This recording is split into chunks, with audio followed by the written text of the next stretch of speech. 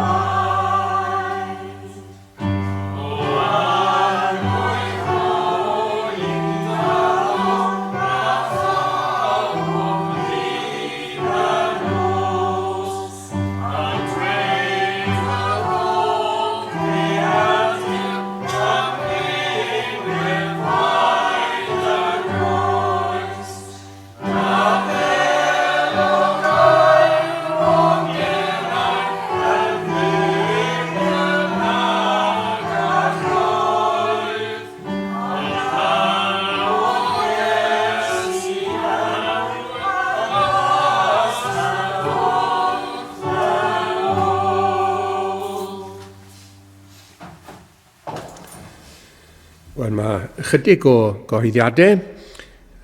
Croeso i bawb i'r oedfa prynawn yma, ac ar ôl y gwasanaeth fel arfer fe fydd yna luniaeth ysgafn. Cyhoeddir cyfarfod gweddi y 3 nos Iau yn Awst, sef y 18. Ac oedfa prynawn disil nesaf os dyw ei mynd ar un amser am hanner awr wedi 3 y prynhawn.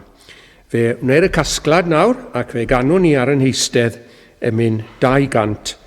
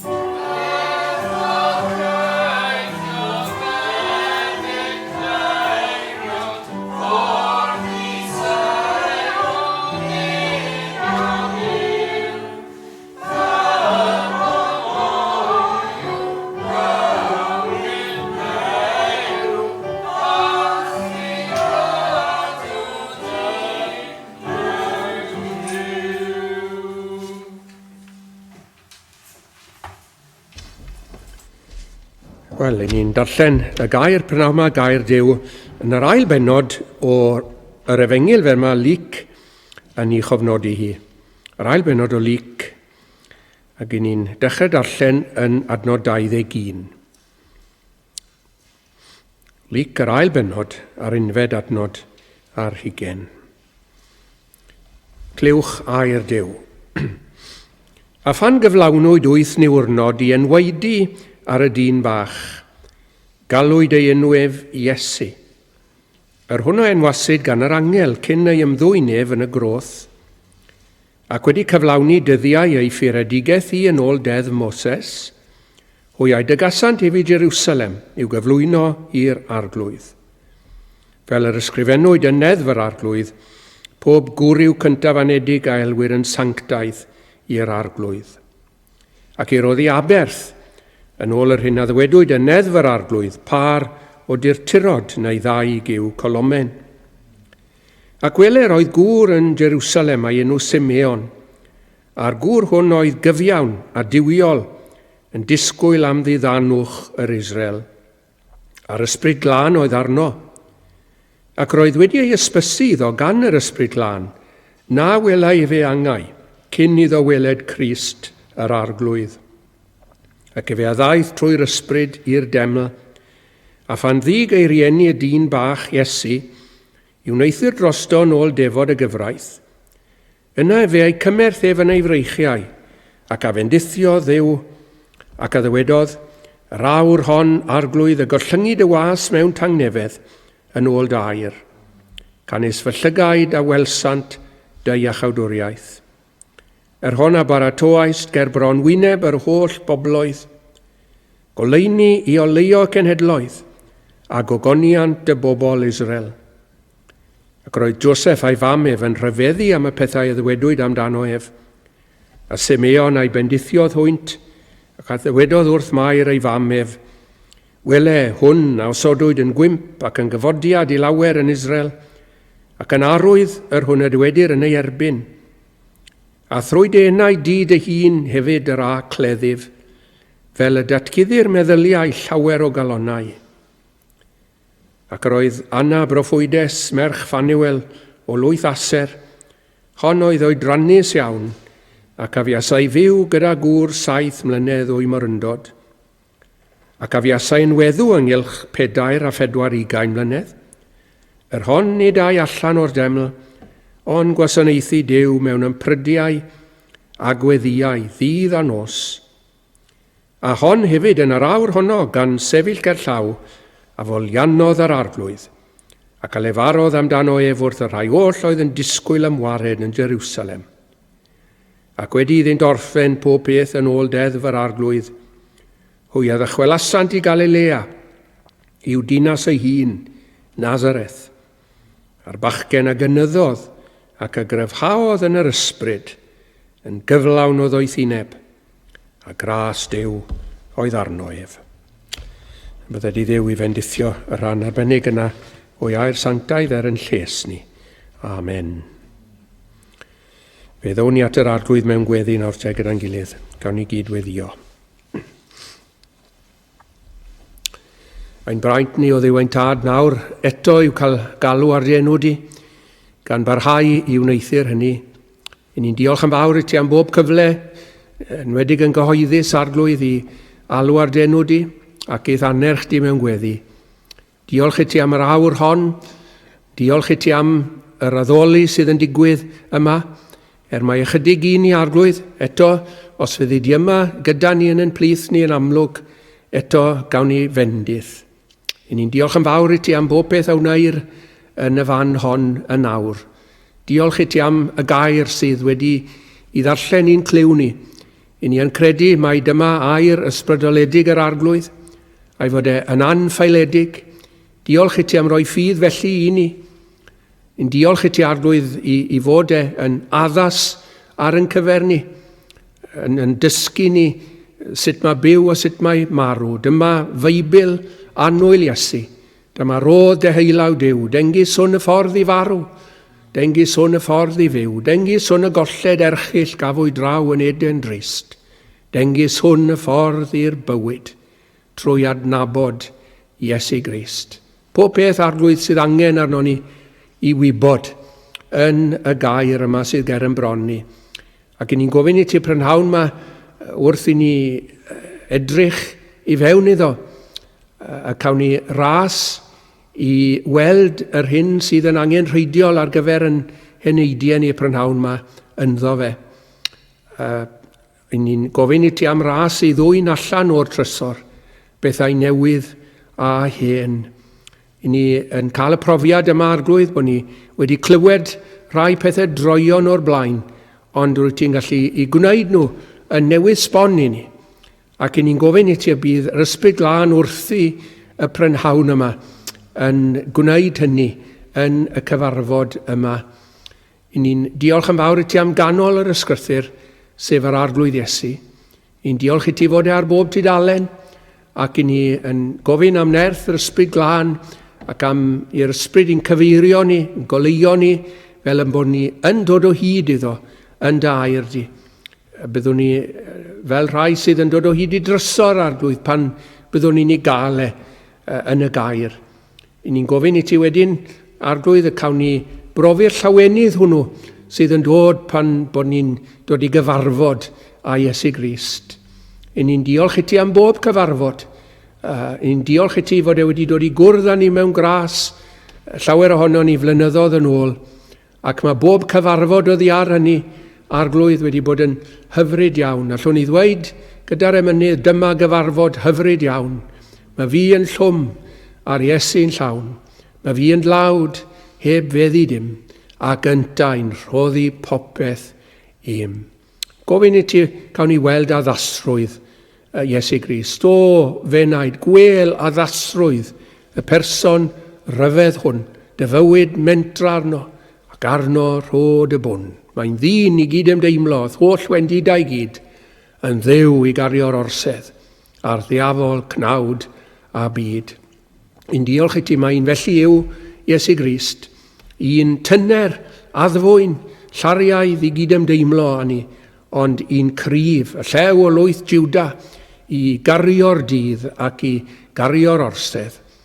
Ac i ni'n dymuno arglwydd dy weld ti yn marchog yn llwyddiannus y dyddiau yma trwy Gaerdydd, drwy'r ardaloedd yma, ac fel byddi di'n gweld o lafur denaid, ac y bydd yna filoedd eto yn dod i ganmol yr oen sydd ar hyn o bryd a'i cefnet tuag ata ti, falle ei dyrnau i fyny yn dy wyneb di arglwydd. Ond ni'n gofyn i ti gwneud i dy waith arbennig, y byddi di'n dofi dynion y bydde di ni troi nhw, y bydde di yn rhoi calon newydd, calon o gig, calon sydd yn gallu teimlo. Gofyn i ti arglwydd y bydd gwaith gras yn amlwg yn y dyddiau yma. Bendithia waith yr eglwys hon arglwydd. Capel y Rhath a Capel Tabernacl hefyd o Dduw. A rhai sydd yn pregethu. Gofyn i ti eto am arddeliad ar dy faith wirionedd. Hyd yn oed yn yr oedfa heno, ni'n gofyn mlaen llaw o Dduw. Y bydde di yma, ac y bydde di'n agor llygaid, ac y bydde di yn rhoi y goleuni yna yn y meddwl a'r galon sydd yn angenrheidiol ar bobl dywyll yr un fath â ni wrth natur. I ni'n diolch i ti o Dduw ein tad am bob enaid sydd wedi cael i gyffwrdd a'i droi.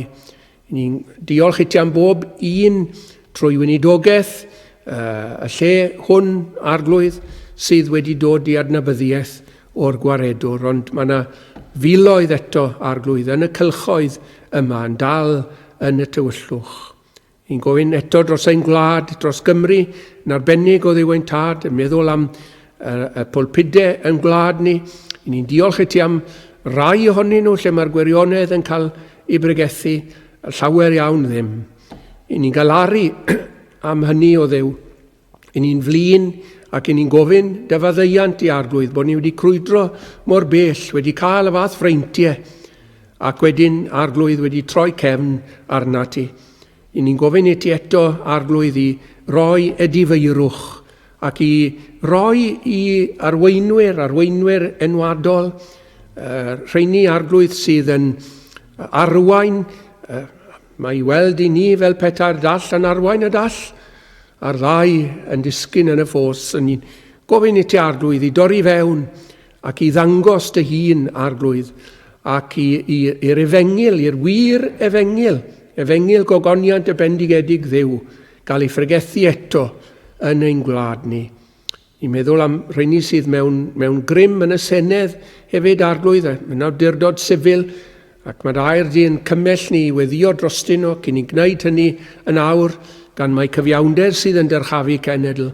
I ni'n gofyn i ti arglwydd y bydd yna ddealltwriaeth o'r hyn sydd yn gyfiawn ymysg rheini sydd yn arwain, os gwelid i'n dda. I ni yn dod ger y fron di'n ymwybodol fod y waith di'n mynd ymlaen dros y byd. I ni'n diolch i ti am lle mae dy waith di'n llwyddo arglwydd, ac yn diolch yn fawr i ti fod yna alw mawr am yr efengil ac am feible mewn rhai rhannau o'r byd, ac i ni'n gofyn dros yr asiantaethau hynny sydd wrthi yn ceisio cyflenwi gair Duw a'i wasgaru fe, gwneud yn siŵr bod Beibl yn nwylo plant ieuenctid ar ei hun hefyd. Ni'n gweddio dros waith y TBS ac yn gofyn i ti arglwydd i hyrwyddo y gwaith hwnnw, ac y bydd yr efengil eto yn hedeg i 4 ban y byd. Clewn ni felly arglwydd yn gweddio arna ti, yn galw arna ti prynhawn yma. Cofia am rai llesg sydd yn ein plith, yn cyflwyno ymstahaiam i ti y prynhawn yma, yn meddwl am Neil Johnson, ac yn cyflwyno nhw'n dyner i ti arglwydd. Rhagora ar ein geisefiadau ni, a maddau pob pechod a bai i dderbyn, yn enw ac yn heiddiant Iesu Grist. Amen.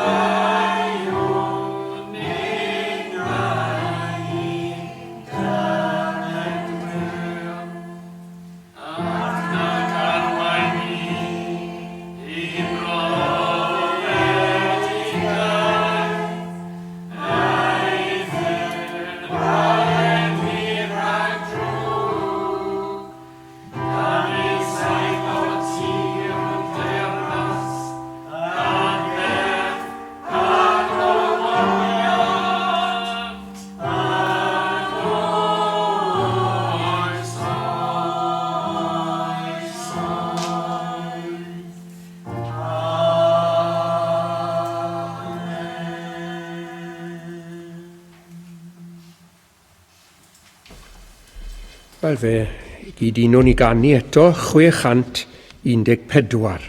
614. Fe wnaed gwel i ben Calfaria, drawr rhyfeddod mwyar iod, creawdwr nefoedd wen yn marw, a'r ddraig yn trengu dan ei drod. Mi glywaf lais yn awr debygwn, a egir byrth y nefoedd fri. Fe wnaed can fe ddarfu ofnau, prynwyd nefoedd wen i mi. 614.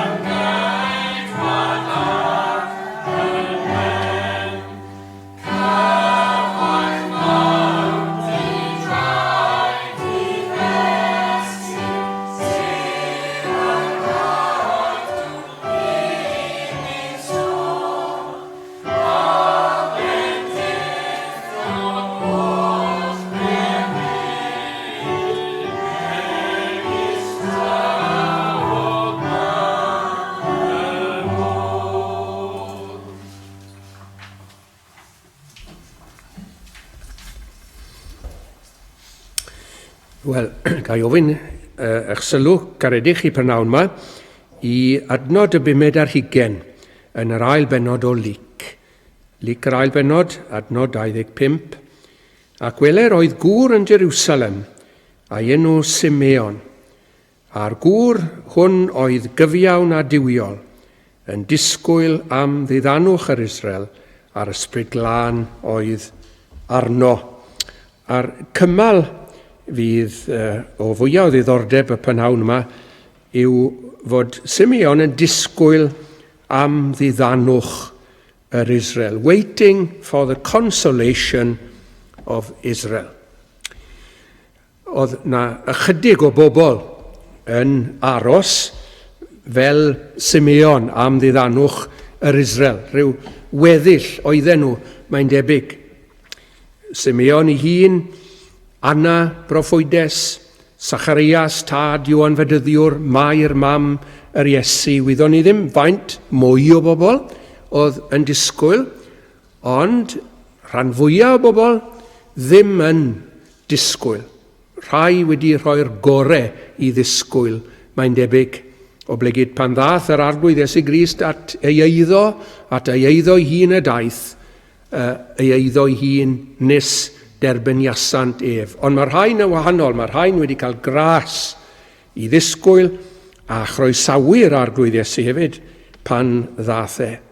Ond meddwl y prynawn yma am ddiddanwch, y gair yma ddiddanwch, consolation, cysur o fath arbennig yw ddiddanwch, yn dyfe.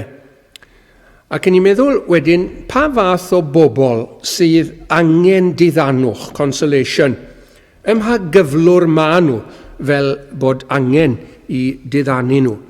Wel, mae'r gair yn ateb y cwestiwn yna, un o'r gwynfydau, gwyn ei byd yr rhai sydd yn galaru, canis hwy a ddiddenir.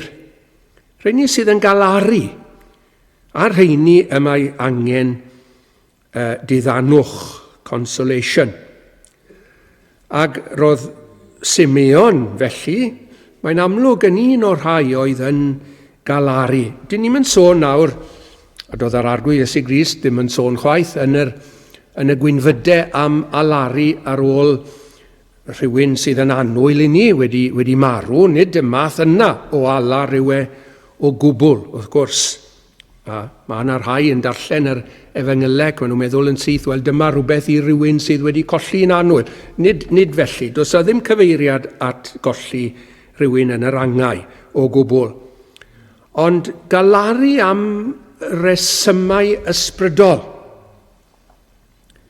Ac mae'r fath beth yn reality, yn diwe. Bod ni'n galaru am ein cyflwr yn hunain, bod ni'n dod i alaru am ein cyflwr yn hunain. Di hwnna ddim yn naturiol. Di ni ddim yn poeni am gyflwr yn heneidiau o gwbl mewn gwirionedd, cyn bod yr ysbryd glân yn gweithio yn ein calonnau ni. Ond unwaith fod yr ysbryd glân yn dechrau dangos i ni ein cyflwr, dangos i ni ein pechod, dangos i ni ein anghymwyster, yna i ni'n dechrau gofidio, i ni'n dechrau galaru am ein cyflwr yn hunain. Ac mae'r galar yna hefyd yn gallu bod dros bobl eraill. I ni'n poeni drostyn nhw. Bobl eraill sydd ddim concern o gwbl am ei heneidiau. I ni'n gallu galaru am gyflwr y wlad yn gyffredinol, yndyn ni. I ni'n gallu galaru bod y wlad wedi mynd mor bell, bod ein cenedl ni'n hunain wedi crwydro, wedi troi chefn ar Dduw. Galaru yn yr ystyr hynny. Ond pam oedd yr Israeliad yma yn benodol yn galaru, fel bod angen ddiddanwch arnyn nhw? Wel, gai awgrymu rhai resymau i chi. Roedd yr offeiriad i ddechrau yn ddall yn y benod gyntaf o Ioan ac adnod 26, mae Ioan Fedyddiwr yn dweud fel hyn, mae un yn sefyll yn eich plith chwi, yr hwn nid adwaenoch chi. Mae yna un yn sefyll yn eich plith chi, dych chi ddim yn ei adnabod o gwbl o meddyliwch. Mi ddylien nhw fod yn adnabod yr arglwydd Iesu, yn ôl i swyddi, yr offeiriad oedden nhw. Dyma'r bobl broffesiynol grefyddol, ond doedden nhw ddim yn dirnad fod y Meseia wedi dod. Dyn nhw ddim yn nabod Iesu Grist o gwbl. Ond nhw'n ddall dim dealltwriaeth, yn ni'n gweld enghraifft wych o hynny yn Nicodemus yn dyn ni. A wyt ti yn ddysgawdwr yn Israel? Medde'r arglwydd Iesu wrtho ac ni wyddost y pethau hyn. A dyw ddim yn golygu wrth gwrs o blegyd bod yna rhyw swydd arbennig gyda ni, bod yna rhyw deitl arbennig gyda ni sydd yn awgrymu parch. Dyw hynny ddim yn golygu o angen rhwydrwydd o gwbl, yn bod ni'n gallu gweld yn ysbrydol, bod yna ddirnadaeth ysbrydol gyda ni. A chi'n cofio, Iesu Grist yn dweud wrth Nicodemus, dim ots pwy wyt ti, dim ots os wyt ti'n ddysgawdwr yn Israel, mae eisiau ti weld teyrnas ddew. Ni ddichon e fe, weled teyrnas ddew heb I ailenni, meddai yr arglwydd Iesu Grist. Ond mae yn sefyllfa driennus iawn pan bod arweinwyr crefyddol ddim yn gallu cyfarwyddo bobl eraill, ddim yn gallu dangos y ffordd i'r nefoedd, peth mor hanfodol, peth mor syml, peth mor waelodol a hynny. Ddim yn gallu dweud wrth rywun petai nhw'n gofyn iddyn nhw sut mae bod yn iawn gyda Duw. Mae yna arweinwyr felly gael, eistedd ar bwyllgorau, cynnal cyfarfodydd, mynd trwy ddefodau, gwisgoedd lliwgar, ac eto I gyd dim goleuni a dim bywyd gyda nhw o gwbl. Ac I ni yn galaru, sef pob un sy'n Gristion yma panhawn yma, yn flin bod y pethau yma yn wir, bod nhw'n wir am bobl yng Nghymru y prynhawn yma. Beth arall, ffaith arall, oedd y deml oedd mor bwysig i'r Iddew wedi I halogi yn ôl yr ail bennod o Ioan, wedi mynd yn dimarchnad, mae'n debyg, gyda'r cyfnewidwyr arian yn cadw I hannifeilied yn y deml. Ac mi fuodd yn rhaid i'r arglwydd Iesu ddod a'i gyrru nhw allan o yna, wrth gwrs I lanhau'r deml. Ac eto I esbonio'r hyn ddyle fod yn hollol amlwg, ti gweddi a elwyr fy nhi I. Ond felly oedd I gyda'r Iddewon yn meddwl y byd o'i deml, ond wedi halogi'r deml honno. Oedd hi ddim yn cael ei defnyddio I bwrpas cywir. Oedd y deml wedi cael ei gosod o'r neilltu yn cael ei ystyried yn sanctaidd, a dyna yw sancteiddrwydd yn rhywbeth sydd wedi cael ei osod at iws arbennig, at iws yr arglwydd. Ond o'r rhain wedi ei halogi hi, ac felly mae hynny yn arwydd bod Israel mewn cyflwr triennus, ac mi fydd Simeon a'i debyg gweddill yma yn galaru oblygu beth felly hefyd. Ac wedyn un ffaith arall, cenedl heb lawenydd oedd Israel, ac mae hyn yn dod yn amlwg hefyd yn Efengil Ioan, yn yr ail bennod, yn hanes troi'r dŵr yn win. Y gwin wedi pallu, ac mae'r gwin wrth gwrs yn arwydd o cawl, mae'r gwin yn symbol o lawenydd yn ôl gair Duw. Mae I fod I lawenychu calon dyn. Ond na chi ddarlun, y gwin wedi rhedeg mas.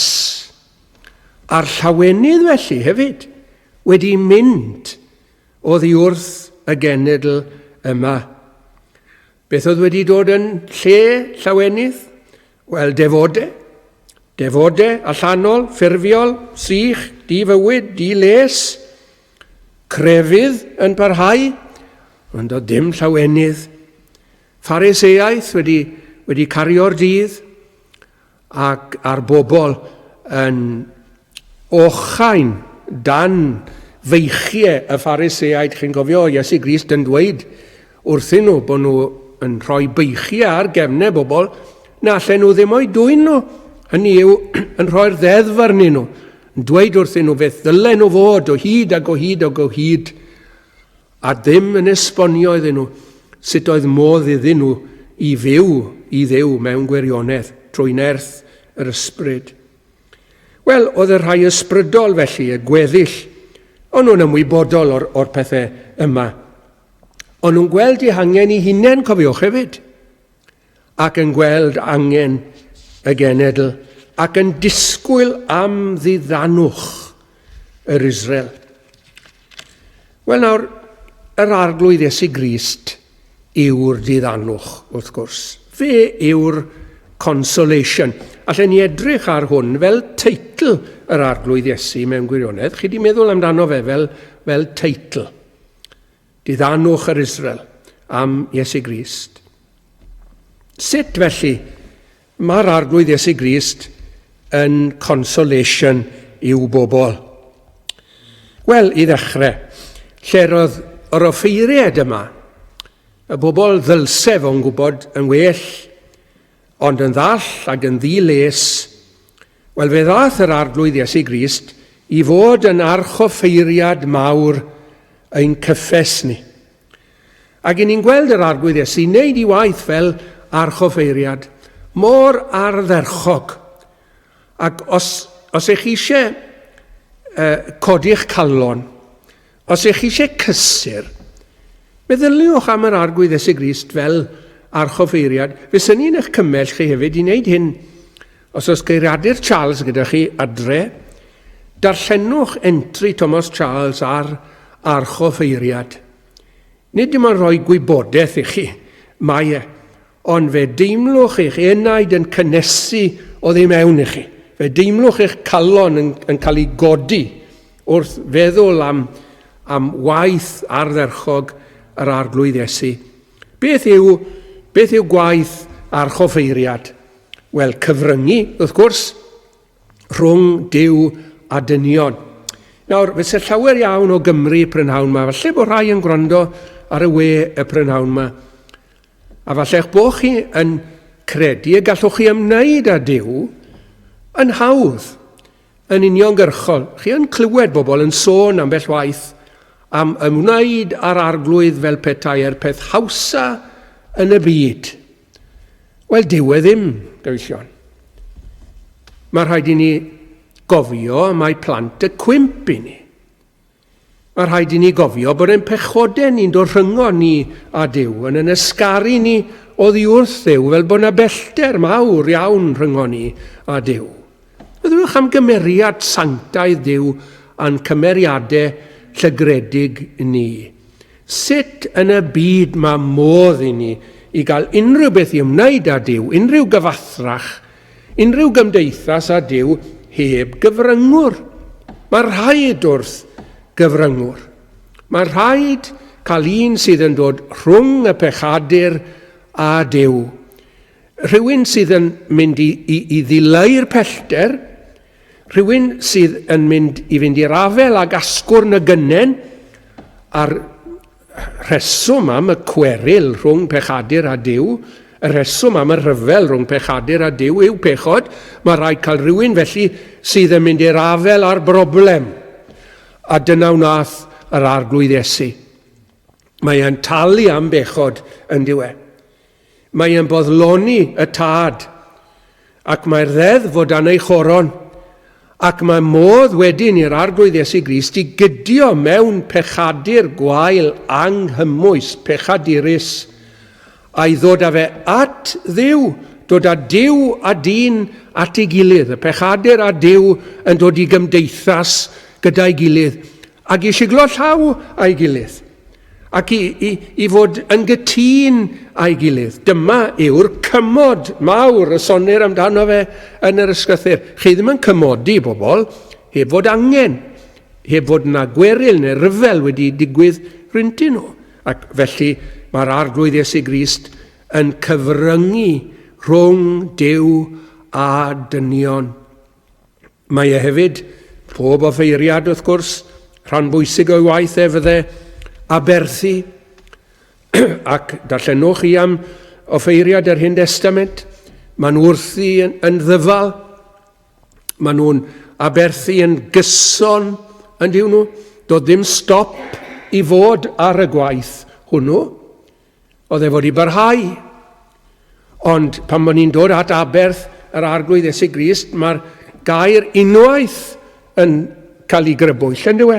Ac mae hwnna mor bwysig, mae hwnna'n air efengylaidd, mae hwnna'n air sydd yn mynegu newyddion da i bechadur, fod yr aberth a roddwyd gan yr arglwydd Iesu Grist, mae e'n aberthu i hun nawr, nid dod ag aberth oen neu rhywbeth felly, ond yn aberthu i hunan. Mae'r aberth hwnnw yn aberth perffaith ac yn aberth digonol, ac yn rhoi pen a terfyn ar yr aberthau cyson yna i gyd. Felly ni'n deall mai dros dro oedd yr aberthau hynny, ond fod na werth tragwyddol i aberth yr arglwydd Iesu Grist. Cofiwch am yr holl aberthau yna, yr holl aberthau gwaed yn yr Hen Testament. Doedd dim puro'r gydwybod yn digwydd trwyddyn nhw, ond mae gwaed yr arglwydd Iesu Grist wedi daenellu ar yn cydwybodau ni, yn clirio, cael heddwch cydwybod, a chi beth mawr yn te, cael heddwch cydwybod a'i chlirio trwy'r gwaed, a chorff y farwolaeth sef pechod dan draed. Dyna i chi aberth Iesu Grist. Cofiwch am yr aberthau'r Hen Testament, anifeiliaid oedden nhw. Dim ond anifeiliaid oedden nhw. Ond i ni'n sôn nawr yn aberth ar arglwydd Iesu Grist am waed mab Duw i hunan. Ffurfiol oedd yr aberthau yna yn yr Hen Testament. Nawr mae effaith aberth Iesu Grist yn fewnol ac yn cyrraedd ein calonnau ni. Mae un o'n hymynwyr ni yn rhoi fel hyn. Ni allai'r holl foroedd byth olchi fy mryw na gwaed y creduriad amled ei rhyw, ond gwaed y Meseia a'i gwella'n ddiboen rhyfeddol yw rhinwedd, virtue, rhinwedd, marwolaeth, yr oen. Gwaith Iesu Grist yn aberthu. Ac hefyd, wrth gwrs, oedd yr offeiriad, yr archoffeiriad, i fod i weddio dros i bobl ac i fynd nôl at yr cysgod yn yr Hen Testament. Chi'n cofio fod y ddwy froneg gydag enwau'r llwythau ar ei ddwyfron. Ac mae hyn yn dweud rhywbeth pwysig iawn am ei reolaeth ar arglwydd Iesu Grist. Crist yn gweddio dros yr eglwys. Mae'n gweddio dros i bobl. Ond ei reolaeth gariadus yw i o blegyd mae'r enwau gydag dros i galon. Nid rhywbeth mecanyddol yw gweddio ar arglwydd Iesu Grist. Nid rhywbeth oer yw e, nid rhywbeth ffurfiol yw e. Darllenwch chi yr ail ar 15 o Ioan, ac fe welwch chi'r arglwydd Iesu Grist yn edrych dros i etifeddiaeth fel petai. I bobl rhai mae'r tad wedi rhoi iddo fe. Gwelwch chi'r cynesrwydd yn ei weddio fe, a'r tairineb yn ei weddio fe dros i eiddo, dros i bobl, dros y rhai sydd wedi cael ei rhoi iddo fe. Cofiwch chi, so chi'n Gristogion yma prynhawn yma, fod yr arglwydd Iesu Grist yn eiriol felly ar y chran chi, ac yn eiriol yn ddifeth ar y chran chi hefyd. Does dim pall ar yr eiriolaeth yna. Faint o bobl eich chi a fi wedi dweud wrthyn nhw, fyddai'n cofio chi mewn gweddi. Ac falle'n bod ni am beth amser. Ond mae'n cof ni yn wallus yn diwe. A dyn ni ddim yn gyson, a dyn ni ddim mor ffyddlon ag y dylen ni fod mewn gweddi. Ond ffyddlondeb Iesu Grist. Mae ei ffyddlondeb fel y môr, heb fesur a heb drai. Dim pall ar yr reolaeth yma. Ac wedyn, wrth gwrs, gwaith yr archoffeiriad oedd bendithio i bobl, a fyddai'n hoffi tynnu y gwahaniaeth rhwng offeiriad yr Hen Testament wrth bendithio a'r arglwydd Iesu Grist wrth bendithio. Yr offeiriad yr Hen Testament yn codi dwylo i bendithio'r bobl. Mae yna rhywbeth hyfryd hardd ynglyn ag bendith Aron yn dos e, bendithiad yr arglwydd di a chadwedi, llewyrched yr arglwydd, lewyrch ei wyneb arnat, a rhodded i ti dangnefedd. Mae'n fendith brydferth iawn, iawn. Chi'n bod na gyd alle Aron wneud, oedd cyhoeddi'r fendith, dymuno'r fendith a gweddio'r fendith. Mae'r arglwydd Iesu Grist ar y llaw arall yn cyfrannu'r fendith. Wyddwch chi bod pob un sydd yn Iesu Grist, dwi'n mynd nawr i'r bennod gyntaf o'r Effesied, mae pob un sydd wedi uno ar arglwydd Iesu Grist, wedi cael ei fendithio a bendith etholedigau, rhagluniaeth, predestination. Mae'n gymeradwy, accepted in the beloved. rhanedigaeth, redemption, ac ymlaen yn y bennod gyntaf, ond nid dymuno'r rhain dros ei bobl, mae Iesu Grist, ond i cyfrannu nhw. Mae pob un sydd yng Nghrist wedi i fendithio yn barod. Ambell i Gristion yn dweud, wel, dwi'n teimlo lot dan fendith dyddiau yma. Wel, credwch a'r Duw te, dechreuwch fanna. Ewch yn ôl i'r bennod gyntaf o'r Effesied, a chredwch yr hyn sydd yn wir amdanoch chi, yn ôl gair Duw. Felly, dyna'r ddiddanwch i Simeon, fod yr arglwydd Iesu Grist yn mynd i ddod, i fod yn archoffeiriad iddo fe. Beth bynnag oedd diffygion yr offeiriad, beth bynnag oedd diffygion yr archoffeiriad dynol yma. Pa wahaniaeth yn y diwedd? Oedd Iesu Grist yn mynd i fod yn archoffeiriad iddo fe. A dwi yn ymyfrydu yn yr archoffeiriad hwn y prynhawn yma, beth bynnag yw diffygion arweinwyr crefyddol, beth bynnag yw diffygion ni, mae gen i archoffeiriad fel hwn. Yr ail beth, oedd y deml wedi i halogi. Mi fyse hyn yn achos galar hefyd i Simeon. Wyddwch chi mai cysgod o Iesu Grist oedd y deml mewn gwirionedd.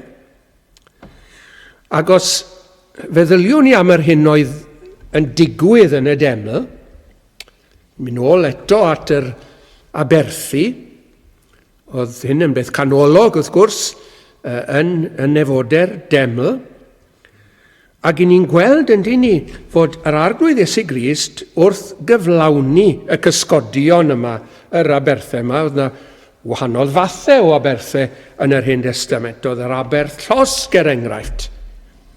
Oedd yr aberth dros bechod. Sawl math o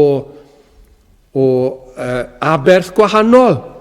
Ac eto i gyd, mae'r arglwydd Iesu Grist yn cyflawni'r cysgodion yna i gyd. Meddyliwch am yr aberth llosg enghraifft. A meddyliwch am y geiriau ofnadwy yna. Ddwedodd Iesu Grist ar y groes, mae syched arnaf. Pam ddwedodd e hynny? Wel, meddai rhywun, mae'n amlwg o ble gyd i fod yn sychedig. Ie, ond oedd mwy na syched naturiol, chi'n bod, wedi dod ar draws yr arglwydd Iesu Grist. Ond nid oedd tân, uffern mewn gwirionedd, dicter, llyd, cyfiawn, Duw yn cael ei anelu at bechodau bobl a'r berson Crist, ond nid oedd yr arglwydd Iesu Grist yn dioddau hynny. Oedd yr arglwydd Iesu wedi cael ei wneud yn aberth llosg. Oedd wedi cael ei wneud yn bech aberth. A'r canlyniad oedd i fod yn aberth o arogl peraidd i Dduw. Mae hyn yn cysuro ni yn diwedd.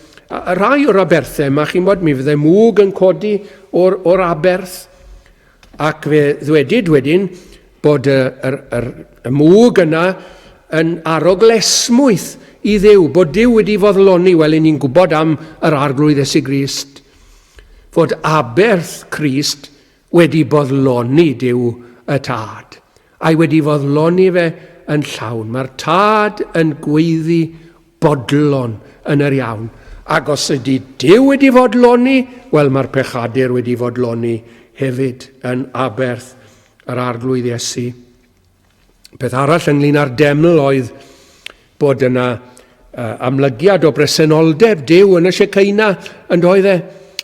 Chi'n cofio'r ceriwbiad yn wynebu gilydd dros yr arch, dros y drigareddfa, yn wynebu gilydd, ac wedyn oedd presenoldeb gogoneddus Duw fel cwmwl rhwng y ddau.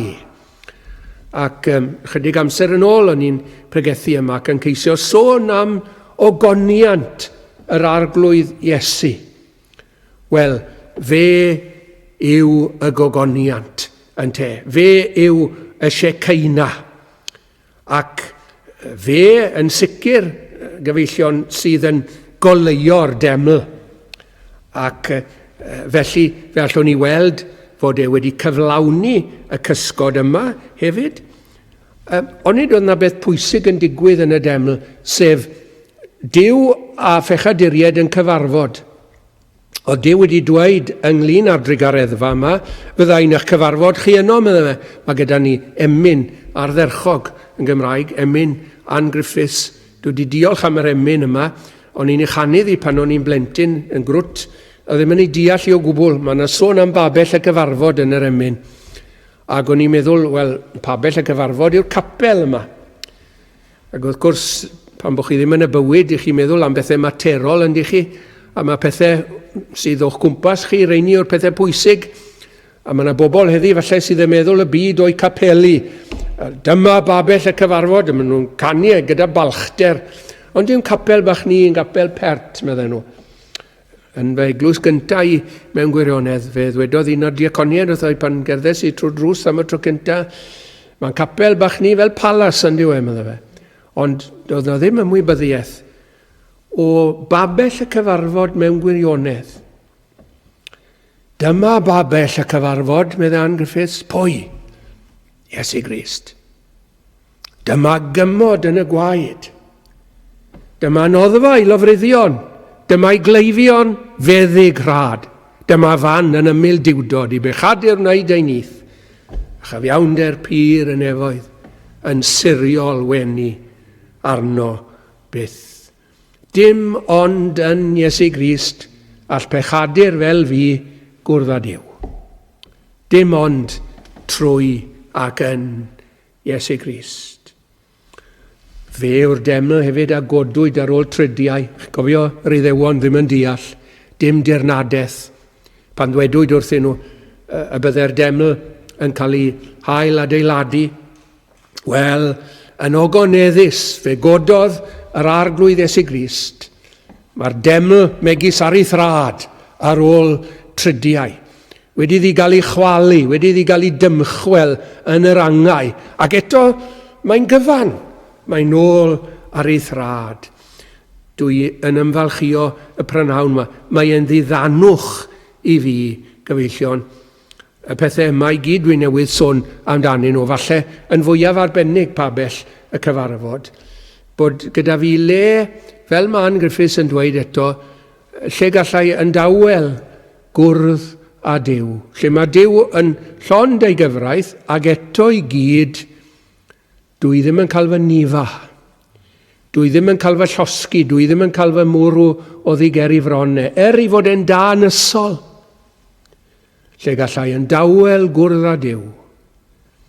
Iesu Grist. Mae'n ddiddanwch. Consolation.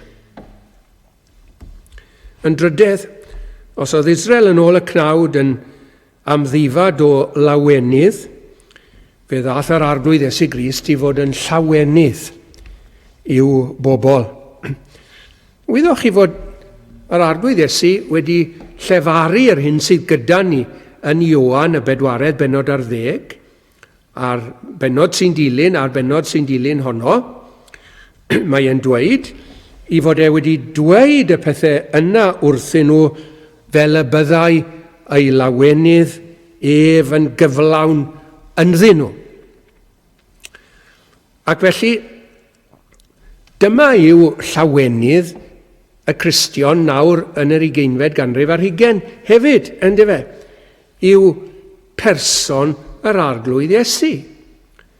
Gwaith yr arglwydd Iesu, geiriau, dysgeidiaeth yr arglwydd Iesu. Ac fod pethau yn methu o'n cwmpas ni, fod yna olwg wan iawn yn y sîn grefyddol o'n cwmpas ni. Eto i gyd, allwn ni ddim llai na bod yn llawen yn yr arglwydd, gallwn ni llawen hewch yn yr arglwydd, meddai'r apostol, a thrachefn meddaf llawen hewch. Beth all newid goruchafiaeth Crist? Beth all oltro ei waith drosto ni? Dim byd. Mae'n hanes yn diwe. Mae Iesu Grist wedi cario'r dydd.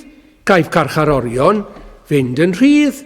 Ac felly mae'r pethau yma yn reswm i ni ddal i lawenhau, bod yr arglwydd Iesu Grist yn dal yn ei swyddi.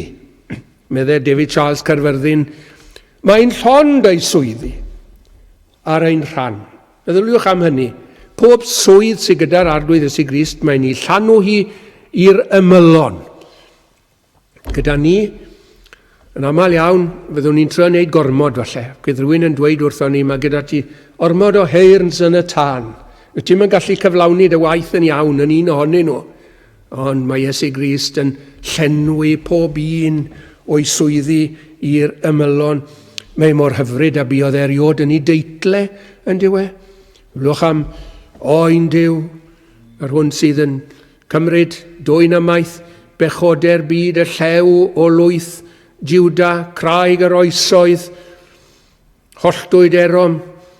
Mae'n codi llawenydd yn calonau ni. Just meddwl am enw Iesu i hunan. Mae swyn yn enw Iesu, medde'r emynydd. A ddiddana fe wnaid gwan.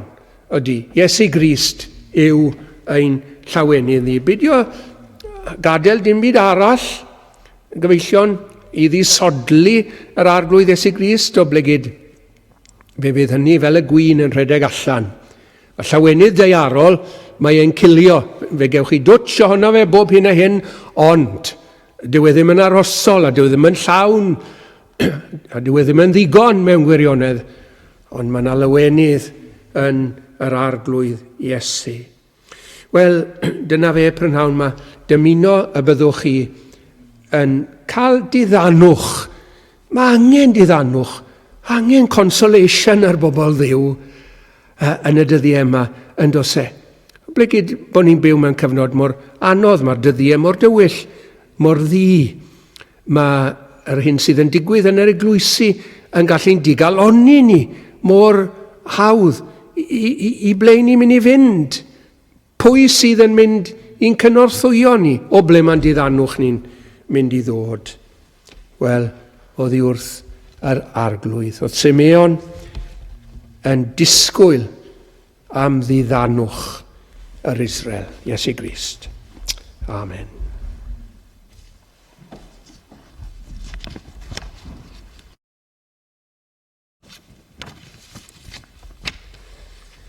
Cant 63.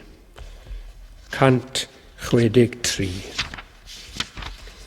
Gwyn a gwridog, hawddgar iawn yw fanwylid, doniau'r nef sydd ynddo'n llawn, peraidd, hyfryd, deiar faith nac uchder nef byth ni ffeindia arall, tebyg iddo ef. Halleluia. Cant 63.